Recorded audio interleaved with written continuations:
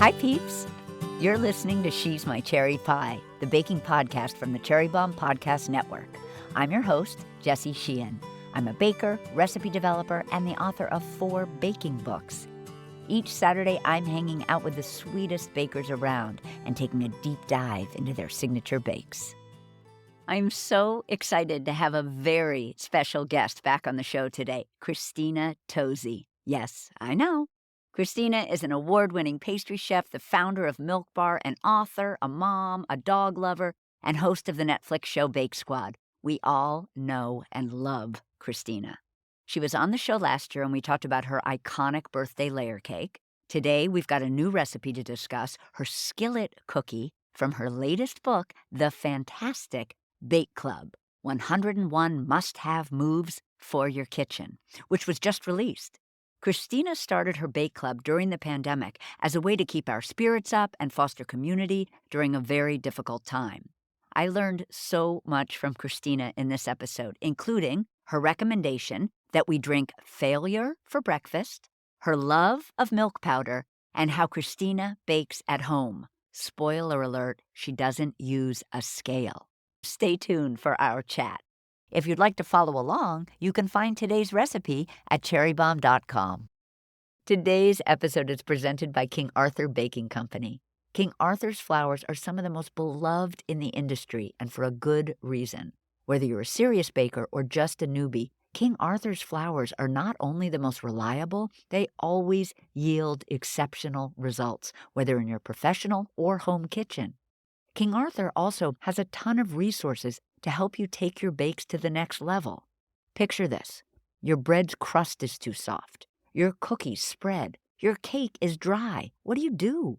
Call the King Arthur Bakers Hotline. They have professional bakers ready and waiting to guide you through any baking challenge 7 days a week. Call 1-855-371-BAKE.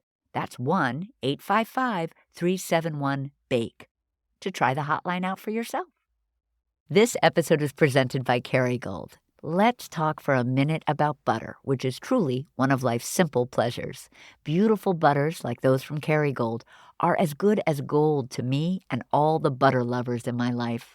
Kerrygold butter is the most special of them all. It's made with milk from Irish grass-fed cows and has a rich flavor and creamy texture, thanks to its naturally higher butterfat percentage. This also gives Kerrygold butter that beautiful, natural golden yellow color we all know and love. Think about how many simple, delicious moments involve butter. Making grilled cheese for a loved one. I can hear the butter sizzling in the pan right now. Can't you? Slathering butter on an amazing scone or banana bread that you spent your Saturday morning baking? Even just passing butter around a lively table when you get together with friends and family for a meal. There's a whole world of Kerrygold butters for you to discover and enjoy. Learn more at kerrygoldusa.com. Peeps, guess who's on the cover of Cherry Bomb's holiday issue? It's the one and only Ina Garten. The issue is beautiful and features a special section dedicated to the Barefoot Contessa with heartfelt essays, some of Ina's favorite things, and more. What else? Holiday gift guides and hosting tips, as well as recipes from the season's most exciting cookbooks, including some guests from our show, like Paula Velez and Zoe Bakes. All of you Ina fans will love this issue, and the pink cover will look great on your bookshelf or coffee table. To snag a copy, head to cherrybomb.com or click the link in our show notes, or visit your favorite bookstore or culinary shop to pick up an issue. Let's chat with today's guest. Christina! Hi. So excited to have you on She's My Cherry Pie again and to talk Skillet cookies with you and so much more. Oh, my friend, it feels like a long overdue reunion. You're my favorite person to talk with about dessert. I love you. So first things first, as I said the first time you were on, and I will now say again, I've always felt a dessert kinship with you. I 100%. believe we speak the same dessert love language and that you are nothing short of my sweet soul sister. Ugh. And after reading your new fantastic book, Bake Club, 101 Must-Have Moves for Your Kitchen, which I did read cover to cover, as one does, this sisterhood feeling is like super strong, if not stronger than ever. So first, please tell us how Bake Club, which inspired the book, was born. Oh my gosh, rewind the tapes a few years, right? It's a pandemic story. We were stuck inside, and for me, I learned a lot about myself during the pandemic. The most important thing I learned about myself was that I love to bake, not just because I love dessert and not just because I love the feeling of creating. I always thought my love of baking was a more selfish pursuit. I really, really learned that I love to bake because that's my way of showing up for people and with people. She was a very small puppy at the time, but her name was Butter, named after the Reese's Peanut Butter Cup. Her birthday is Halloween.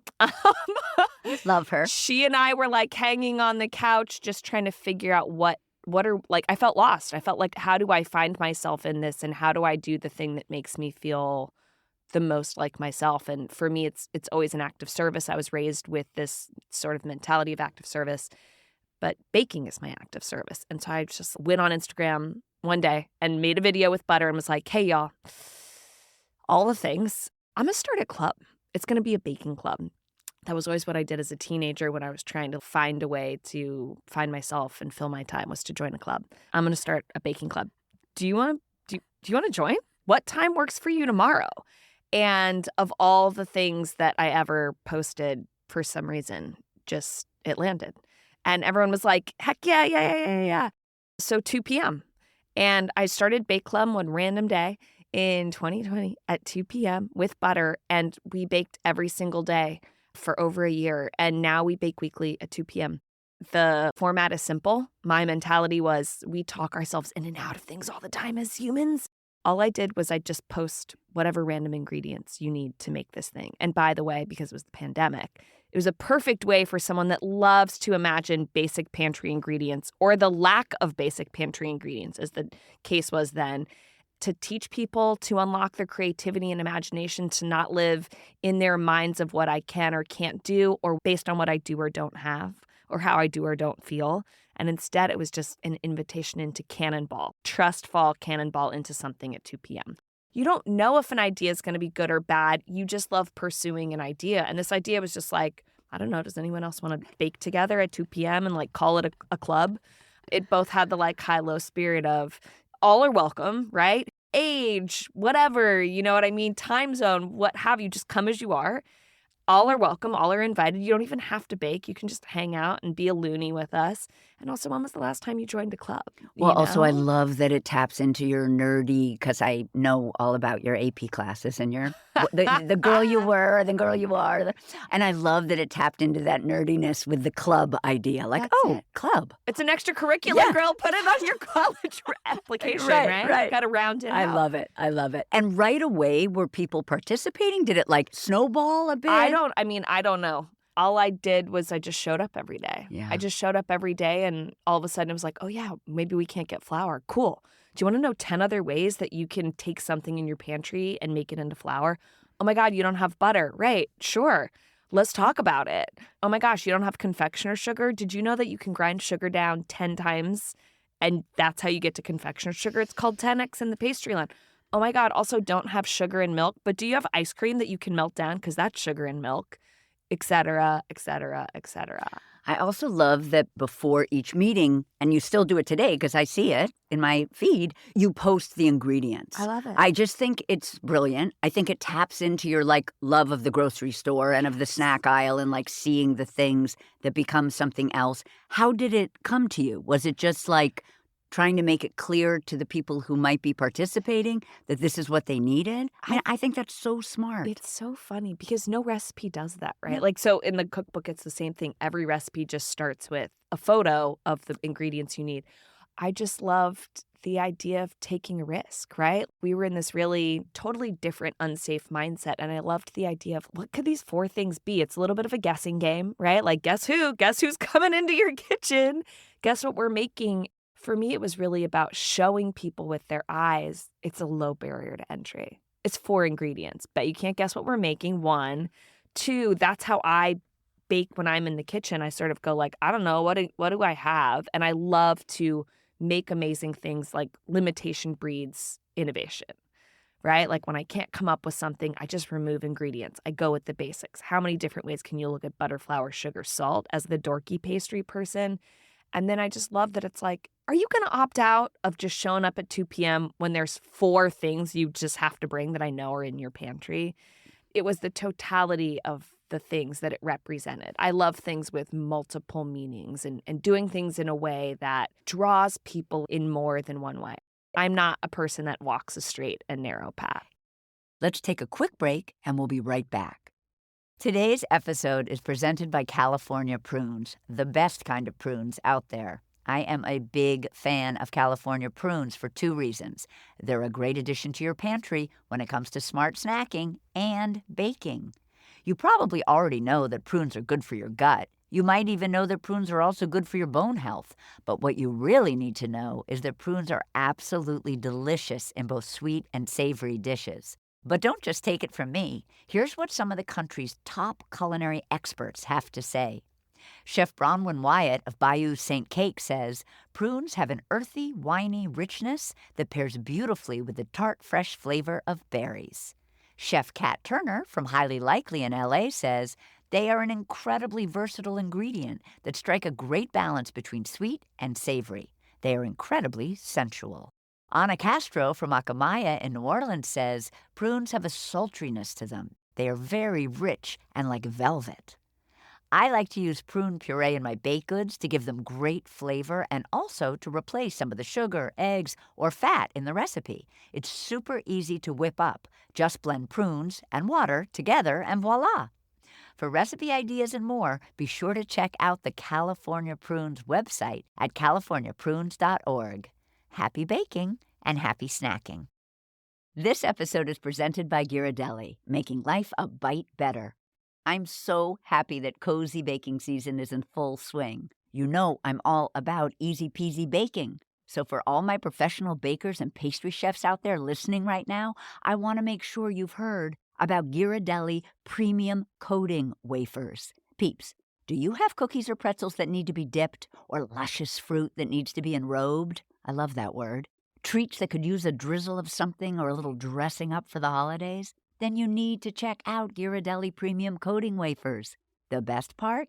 Ghirardelli now offers them in resealable 5-pound bags. While traditional chocolate can be temperamental, get it? Ghirardelli Coating Wafers require no tempering. You can just melt and dip. How easy is that? They come in both dark and white varieties, and the best part? They create a beautiful sheen and shape.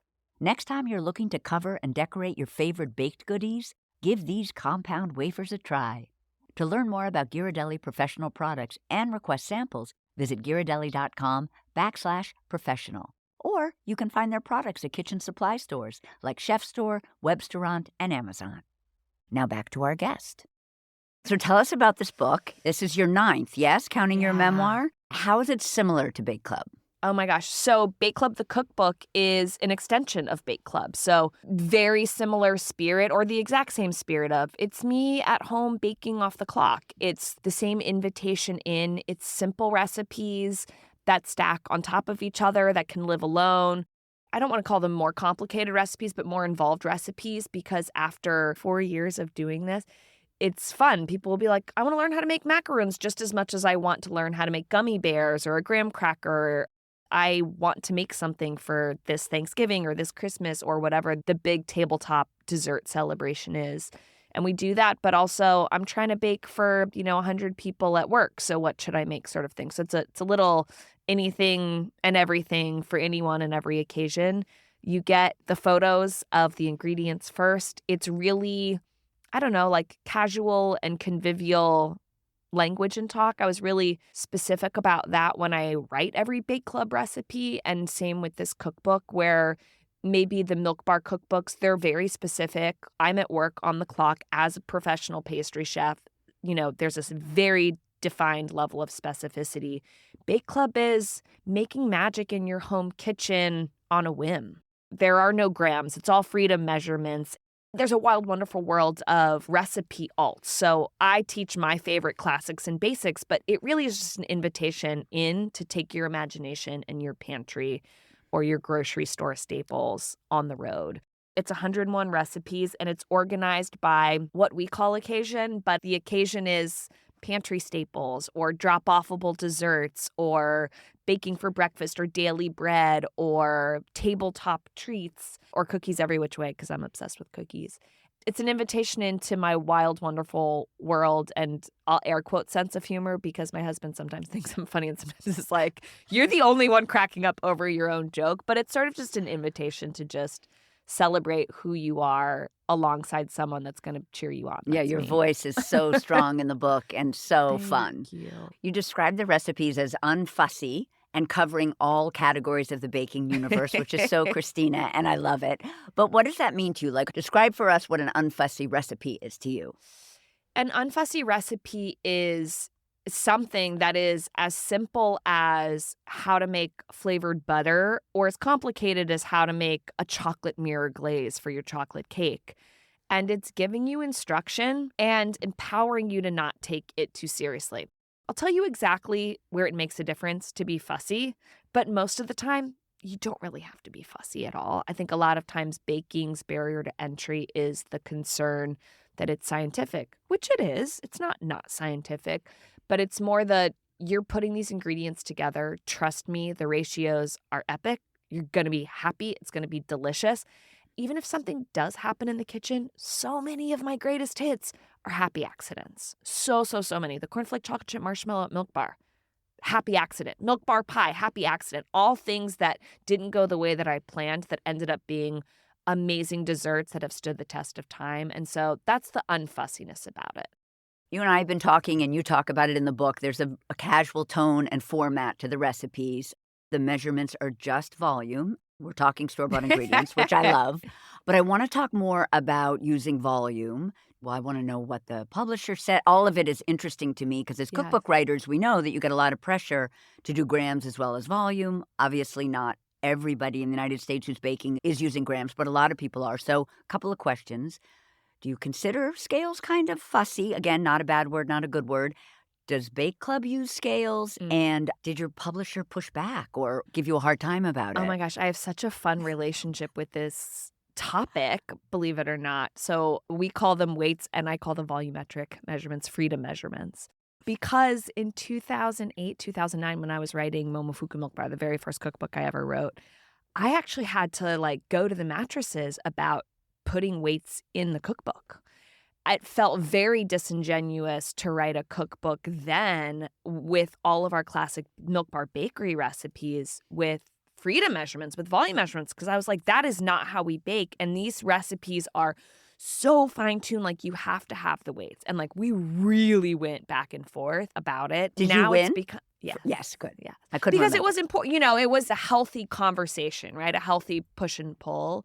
We did, and I think, everyone that's baked anything out of that cookbook is better because of it, et cetera, et cetera. But in this cookbook, there was no conversation because the recipes, I don't use a scale at home. I mean, honestly, a scale would actually be less cleanup because you don't have to, measure things. You don't have a bunch of measuring cups and measuring spoons after the fact, but there's something about the clanking together, the ASMR for me of cups and spoons when I pull them out and measure them. They make me feel closer to the women that taught me how to bake. It feels so old school and genuine. And honestly, I was just worried that a scale would put me into work mode as opposed to home mode. And I was worried that it would be a barrier to entry for someone. And none of these recipes, because the recipes are these great bases for so much more, the whole point too is you learn how to taste for yourself and think for yourself and make thoughtful substitutions if you're not being asked to measure down to a gram, which is very specific. Dare I say, air quotes, fussy, intentional, but fussy. And so no scale. It's literally baking the way that my grandma or great-grandma or great-great-great-grandma or however far back the origin story goes would bake, and I love that. And I have to ask, and I'm going to call her Gigi. I hope that's Oh, okay. yeah. That's Christina's mom. Would Gigi use a scale? I think she bought a scale after the first few Milk Bar cookbooks because she was like, I got to do this the right way. My daughter's putting me on notice. I'm using margarine. I'm just kind of not following any of the steps. She has a scale now and she uses it. but I think it's because we've converted her, Yeah. Jess. Understood. So not only do you give us these easy, unfussy recipes, but you also literally help us rethink baking itself. So I hope you will tell us about setting the record straight about baking. You have a theory about it being bits and baubles. You have a theory about it being a skill, but you mean something different than, oh, you perfect it. So tell us all about that, because I loved that section. Thank you. I mean, baking is expression. Anyone and everyone can do it. I love how many people bake. I love how many people started baking these past few years and have continued doing it.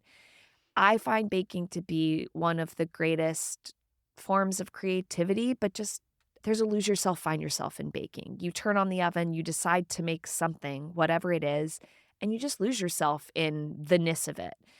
I don't go into the science of baking because, yeah, of course, there's science. There's some chemical reactions and leaveners and, but we're shortchanging baking if we put it in that box. Baking is joy. Baking is happiness. Dessert shows up. Think about dessert, right? Dessert has a habit of showing up for any and every occasion. Why does cake always arrive on someone's birthday? It's always cake. I mean, these days people think a little bit more outside the box, but there's always dessert. You bring dessert and you drop it off at someone's doorstep when, I don't know, they've been away for a while, or when you have too many things in your kitchen, you're trying to get rid of them, or you want to say happy holidays, or dessert shows up when someone's graduated or a job well done, got a new job. Dessert also shows up when something sad or bad or deep or dark happens. Dessert shows up. So baking is just a way to bring the spirit of like, hey, I'm here, I got you, to life. And what I love about it is it's the ultimate way of saying, like, I thought about you. I spent time doing this thing. Dessert's not on the food pyramid, right? It's a totally opt-in course.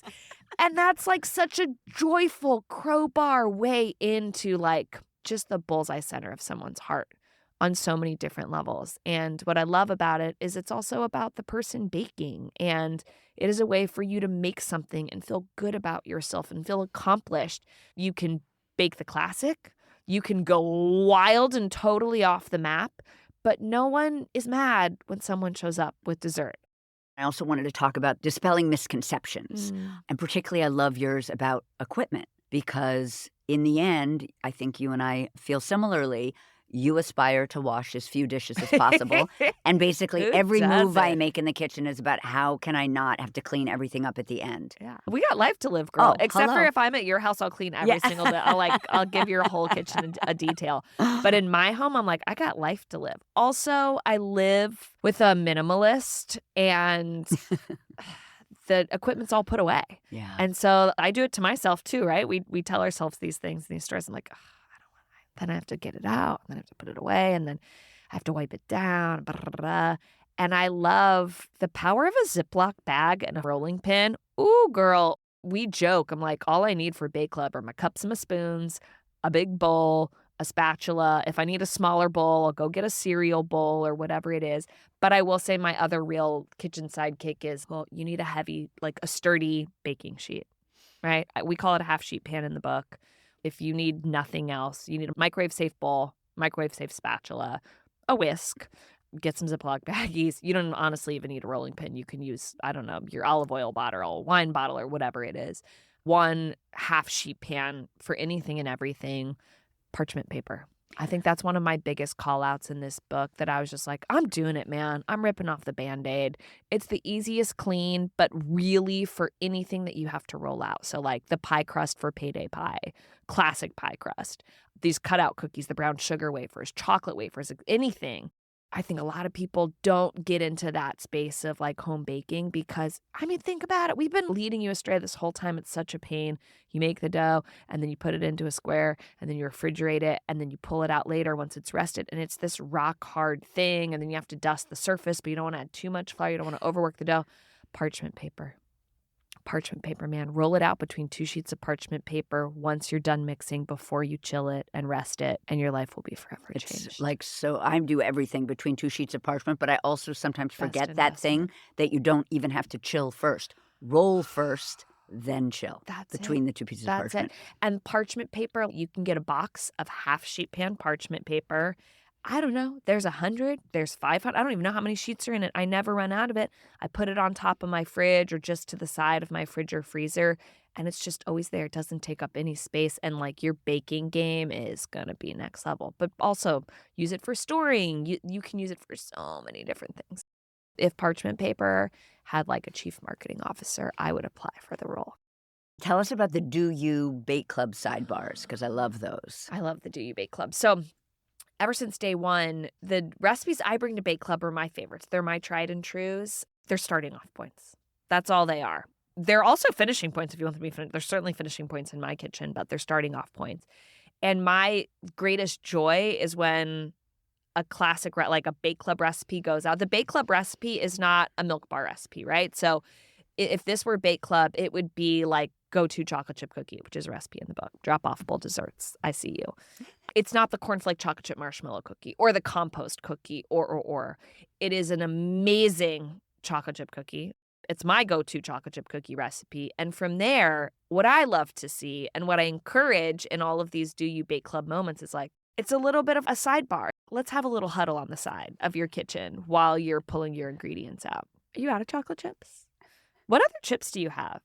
I wonder if you didn't use all semi-sweet chips, but you used, I don't know, like butterscotch chips and then dark chocolate chunks. What would happen? Okay, you're not like a chocolate chunk person. What about texture? That could be fun. Oh, okay, you're not. Okay.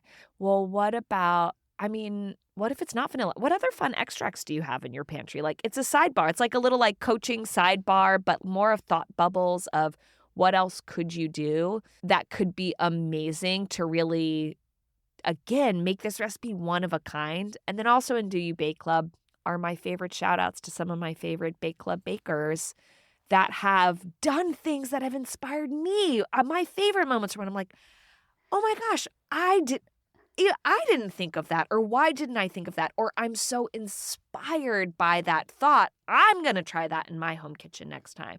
So it's this beautiful, like full circle infinity symbol as a math major. I love the infinity symbol of it's the gift that keeps on giving. I love that. There are photos of the Bake Club members' baked goods in the book and their IG handles. I just thought that was such a beautiful tribute to like your people. The amazing Lexi and Tom were like, okay. We were like, this is really important. We want a killer index. We will be shooting photos of just the basic raw ingredients. And then we were like, there must be a section called Do You Bake Club where we take, what is user-generated content and we shout these people out. Looking at one great picture of a carrot marshmallow roll-up is awesome, but seeing 3 different people's take on it and how they did it and how they imagined it based on the ingredients that they have in their kitchen, for me, that's next level cookbook, and that's what Bake Club is. Love that so much. I read this article that you had done for Fortune. You talked about letting failure energize you by literally drinking it for breakfast. And that to be a chef, you have to be, and I think you used 3 reallys, you have to really, really, really be in love with failing. I thought that was so interesting. Please unpack that. Oh, unpack it. So anything that you choose to do in life that you want to be good at is a practice. Making a great recipe is a practice. Building a business is a practice. The more you do it, the better you get at it. And it's not because the more you do it, if you want to be a great basketball player, guess what? Everyone that wants to be a great basketball, they start out being a really bad basketball player. And then they probably get better and then better and then better and then good for the context. But then if you want to really level up, etc., baking and building and running a business is the exact same way. And you have to be great. We get everyone that's sort of, made it somewhere in life gets lauded for whatever their recent accomplishment was or their accolade but we're never celebrated for the long and winding road. Of all the icons on the Milk Bar menu, I love to laugh. I'm like, oh my gosh, there's probably, like 50, 60 icons on the Milk Bar roster. We've had great menu items that aren't even icons. Great seasonal stuff. 16 years of Milk Bar. Do you know how many binders of failed recipes, what I still think are great ideas, but didn't really work out? It's dizzying, right? There's storage rooms and storage rooms of those recipes.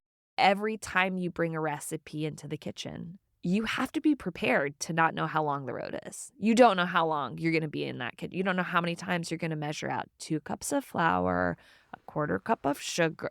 You don't know how long. And you have to be really in love with the sort of Sisyphean pursuit of like, I'm just going to roll this boulder up the hill today. I'm going to do it again tomorrow and tomorrow and tomorrow.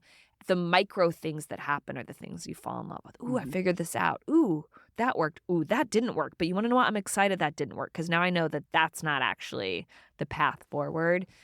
You have to learn how to not think about failure as failure or how to rebrand failure, right?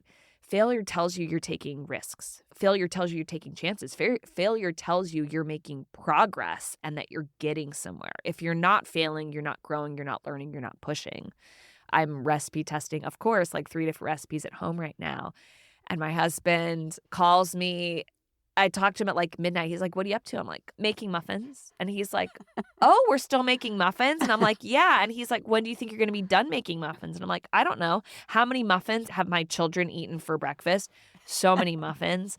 But I love the failed muffin approach is like, one, I look at the failed muffins and I'm like, ooh, what could you be? Are you bread pudding? Can I dry you out? Like, what else can I do with these failures that I can learn from? But I love the pursuit of being like, okay, that's not it. At some point, I go to bed at 2 a.m. and I'm like, okay, well, I know what my plan's going to be tomorrow to get closer to success. And I think it's really just about rebranding and redefining what failure and what success is because you get to say. But if you're not good at failing, get good at it. Rebrand it and remind yourself the truth of the matter is that it's the only place. It's the only place that tells you you're on the right path to growing and becoming whatever it is, a great muffin recipe or otherwise.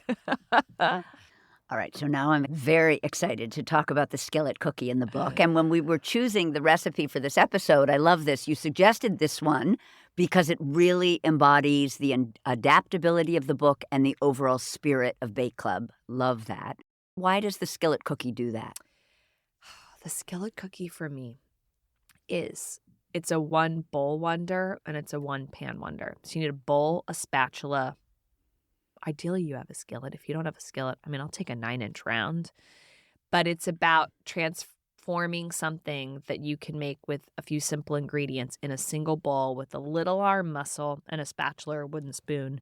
You could take your own journey, your riffs on what do you flavor it? Do you add texture? Do you put chips in it? Et cetera, et cetera, et cetera. Personify it based on the season. You can give me like a cinnamon sugar cozy, et cetera. It's one batch of dough that's really easy to come together. You put it into a skillet, you bake it, and all of a sudden, there's no scooping. There's no like, oh my God, did my cookie spread? So it kind of hides anything that you're worried about. Oh my God, it didn't puff, it didn't bake, it spread too much, it didn't spread enough, et cetera, et cetera. Don't worry, the skillet hides all. You put it in the oven, and when you pull it out, you have this warm, gorgeous, freshly baked skillet cookie. You use that same spatula to portion out pieces, which is like so beautiful and crackly in all of its ways. You can put it on the table. You can scoop ice cream on top of it. You can serve it for breakfast. You can serve it for evening. You can bring it over to someone's house. It can be the centerpiece of your dinner, your dessert. It's always a crowd pleaser. It always crushes. I love skillet cookies so much, but I never thought about them that way, Christina. You've like opened my skillet cookie eyes. Like you say, it's a great party dessert. It's this great kind of high-low because it's just a cookie, but with the presentation, it's kind of not. It makes you look so good. Not that it's about what other people think about you, but like there's no cookie scoop. There's no, is it even? Blah, blah, blah. And I love it because you can just like, oh my gosh, the holiday season's coming up. Get some peppermint extract in there. Get some candy canes in there. I don't know. You could peppermint bark it. You could put some white chocolate chips and some pretzels, or I don't know. I love the CT, the cinnamon toast crunch end of it, which by the way, you can make cinnamon toast crunch from scratch. The recipe's in the book. But it's white chocolate chips that you just spray a little like pan spray on, sprinkle some cinnamon on. Boom, you have cinnamon white chocolate chips. Put those in, put some CTC, maybe put some marshmallows, underbake it, overbake it. You overbake it, put 3 scoops of ice cream on top. That melted ice cream will seep in, and then all of a sudden the overbaking will seem super intentional. Underbake it, and really no one's mad at it. I know, I love that. You say it's insanely gooey, nearly underbaked, which is basically like my love language.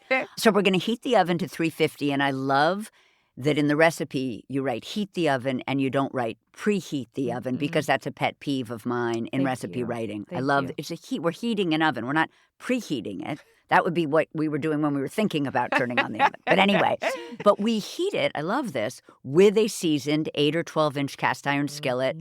2 questions. First of all, brand, are we talking Lodge? Do you have a Love a Lodge. Also, Yeti just came out with a great cast iron pan, by the way.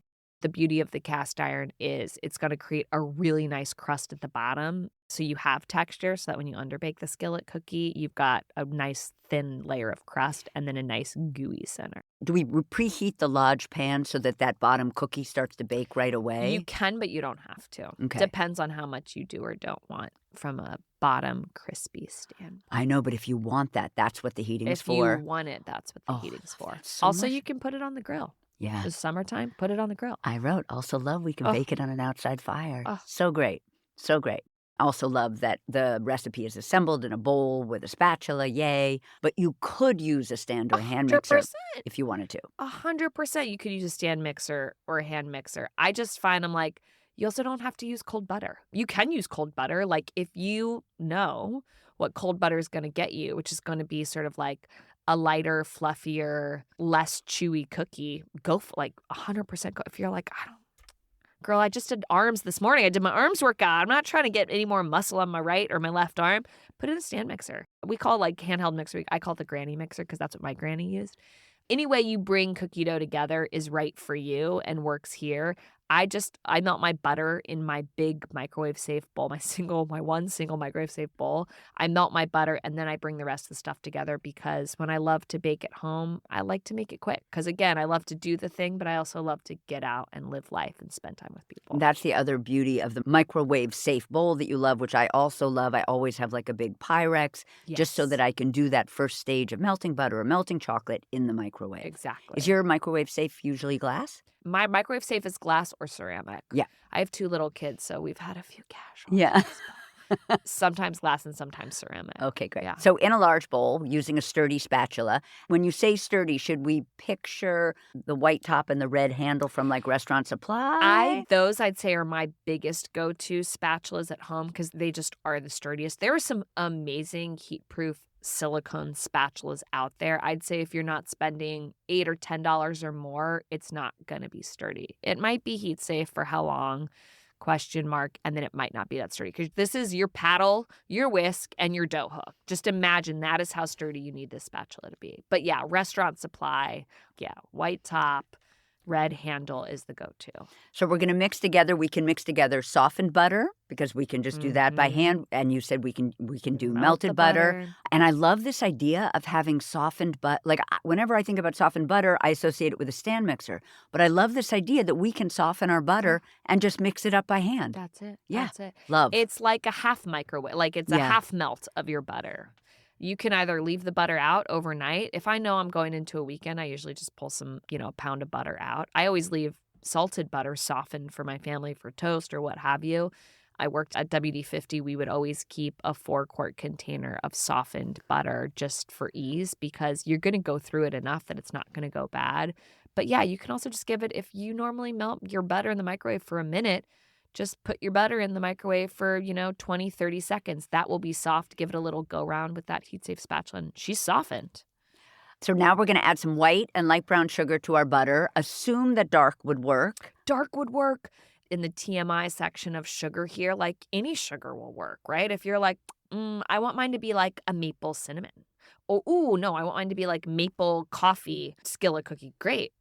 Use maple syrup instead of some of this sugar. Replace some of it. If you want to go super duper sultry, ginger snappy, molasses and dark brown sugar. Like these sugars are interchangeable based on the flavor story that you want your skillet cookie to be. You have us use a little bit more light brown than granulated, and that's for sort of a little bit of moisture and... It's moisture. I love a like for me, light brown sugar gives context and flavor. If I'm putting chocolate chips in something, there is light brown sugar in the recipe. For me, dark brown sugar is a little too dark and moody. So I reserve my dark brown sugar.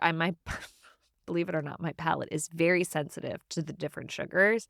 I love a dark brown sugar, but like only if we're going into deep, sultry gingerbread, ginger snap land. Otherwise, it distracts my palate for like a chocolate chip cookie spirit, and like a classic chocolate chip cookie starting place always has light brown sugar. And it always has more light brown sugar than regular sugar. So we're going to stir the butter and the sugars together for about 2 minutes until fully combined using our sturdy spatula or wooden spoon. And then we're going to add an egg that doesn't need to be room temp. Is that right? It can be cold. My theory is, and the way that I've, baked these past few years is I usually take my butter, I put it in the microwave because I didn't have the foresight to pull it out before. It's melted, it's soft. So my butter is already sort of warmer than it needs to be. It's totally fine that it's this temperature, but I add a cold egg because that helps, temperature balance the total mixture before we add the dry ice. So we have our egg. We're going to add vanilla. And I know from, just because I know you, that this could be supermarket variety McCormick's. 100%. This could be fancy if fancy's your jam. Could make a creme brulee skillet cookie, scrape some vanilla pods, bring in vanilla paste. That would slay so hard. But for, again, a classic chocolate chip cookie, it's like the dark vanilla extract, that you found in the kitchen of somebody that came generations before you. So we're going to mix in the egg, we're going to mix in the vanilla and sort of combine until fluffy, about 1 minute. Then we're going to measure our all-purpose flour and our milk powder. So we need to pause here, bow down to the God that is Christina that introduced us to milk powder and just tell us everything. I think of it as a Tosi thing. And you say it adds depth of flavor and chew to marshmallow treats, to cookies, anything. How did you discover it? When did you discover it? This is like the whole rediscover your pantry. I worked in pastry kitchens for decades on my way up. And whenever I was trying to figure out what to make or if I had downtime or, you're cleaning a case of butternut squash in the fall, that takes a second. You're trying to get it done as quickly as possible and not cut your finger. But at some point you get into a rhythm. I just like to look around and I just kept seeing milk powder. Milk powder is non-fat milk powder. It's the solids of milk. And we typically use it in professional pastry kitchens to make ice cream, to add more solids so there's more weight, heft, roundness to ice cream, essentially.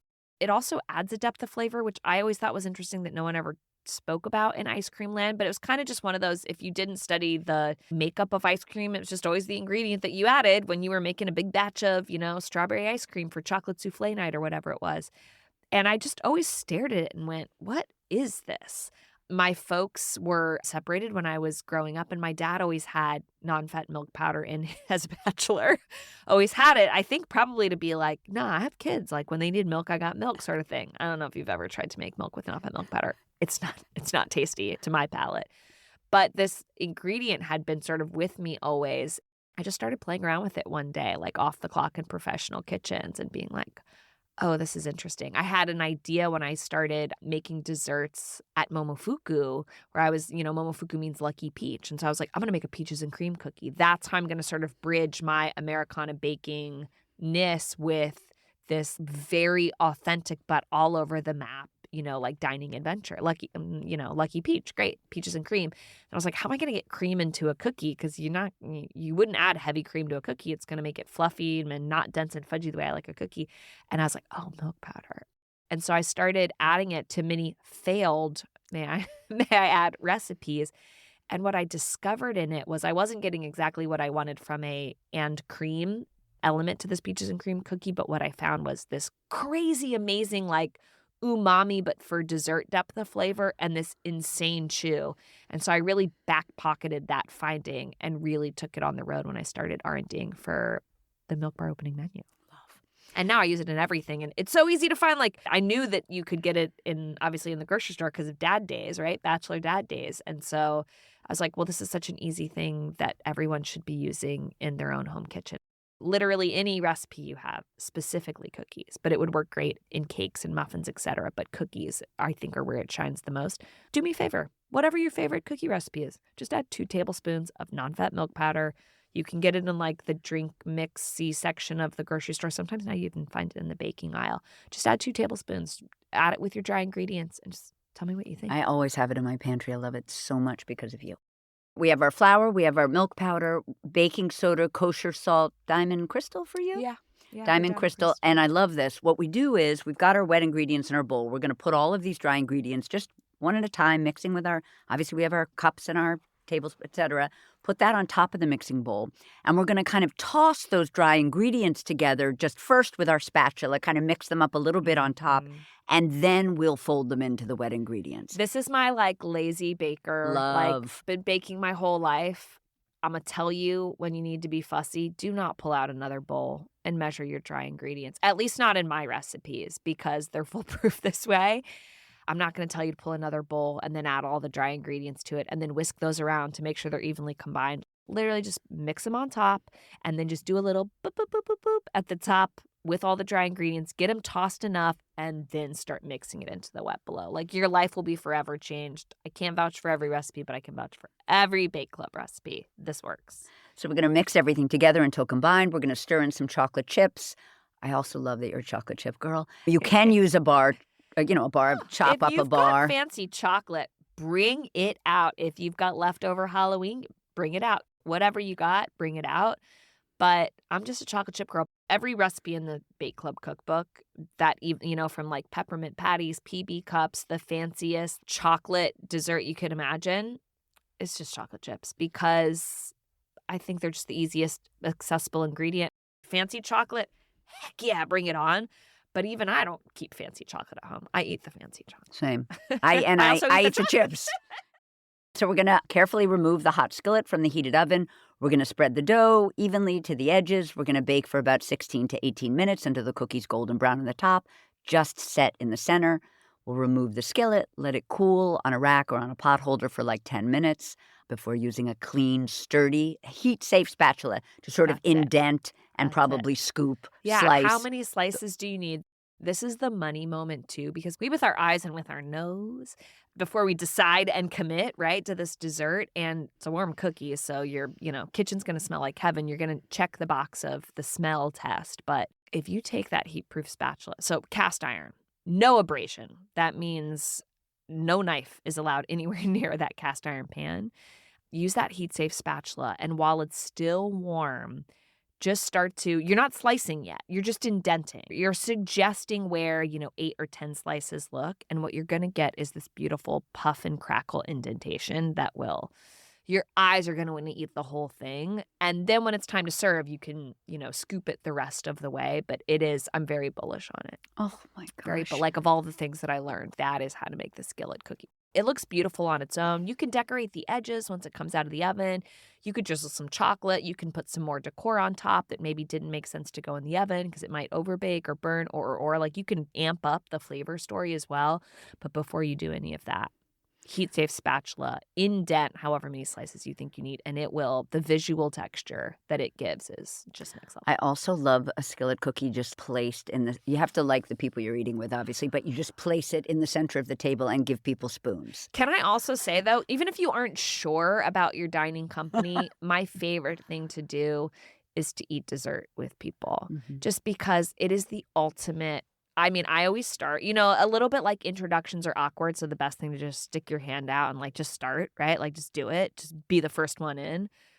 I love the dessert course, even with people that I don't know really well, because I'm like, we're about to get really close and you don't even know it. And I will eat more dessert than you, and it will be an invitation in. I know it's not a competition, but I will because I love to do it. And I just think it is a really beautiful, lowering of the guard, and you'll find something you like about whoever it is that you're sitting with, skillet cookie on the table or otherwise. So we already mentioned a couple of these things, but I just wanted to talk about the do you sidebar for this one. You say you could use any flavor of chip. You could use a different flavored extract like that peppermint situation. Maybe you're using a teeny bit of peppermint extract. I love that you say sub white chocolate chips for regular. Add CTC, add Cinnamon Toast Crunch cereal and Marshies or marshmallows. You say once cooled, you could drizzle with melted chips. I also love, this is the best, but I love that you tag 2 different tweaks for the skillet cookie from 2 different Bake Club members. That's it. Again, back to honoring your peeps. That's it. I love it. Also, the skillet cookie is, if you're making it with multiple people or for multiple people, I'll be like, yo, what's your favorite cookie? And someone's like, ooh, I'm a peanut butter cookie person. Ooh, I'm an oatmeal cream person. Ooh, you could take that dough and just start adorning pieces of the skillet cookie, or a third of the skillet cookie gets a swirl of peanut butter in it, and the other one gets some oats, and the other one, and the other one. Like, it's such a forgiving recipe to make people feel seen and fed and loved in all the right ways. And it's the ultimate, take this recipe and make it yours. It's awesome as is, and it will be awesome whatever you're inspired by and decide to do. Thank you so much for chatting with me today, Christina. And I just want to say that you are my cherry pie forever and ever. Infinity. Thank you for having me. That's it for today's show. Thank you to King Arthur Baking Company, Kerrygold, California Prunes, and Ghirardelli for supporting this episode.